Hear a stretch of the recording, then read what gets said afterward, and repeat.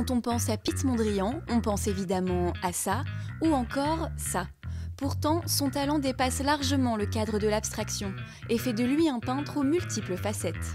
C'est vrai qu'on a l'impression, lorsqu'on visite une exposition comme celle-ci, de rencontrer plusieurs peintres extrêmement variés. Alors on passe du noir à des couleurs éclatantes, des aplats de couleurs, ou au contraire une touche vibrante, une peinture qui peut rappeler Signac pour certaines, Munch pour d'autres.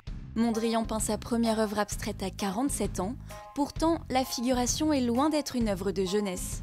On a longtemps cru, on a longtemps dit que Mondrian était un peintre qui passait de la figuration à l'abstraction, du noir à la couleur.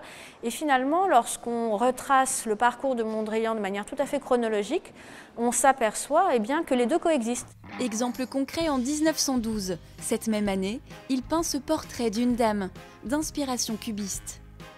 Mais aussi cet autoportrait, réalisé au fusain, très figuratif.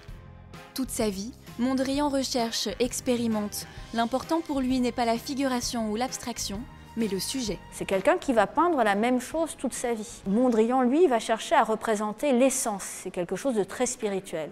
Et toute la question que se pose Mondrian, c'est comment représenter ce dont on ne connaît pas la forme. Il va expérimenter la ressource expressive de la couleur d'une part, il va expérimenter la ressource du motif de l'autre, pour finalement arriver à une peinture qui est dite abstraite, mais qui a exactement le même sujet, le même objet que ces peintures figuratives. Donc le figuratif et l'abstrait ont le même sujet, l'un et l'autre se portent et s'accompagnent.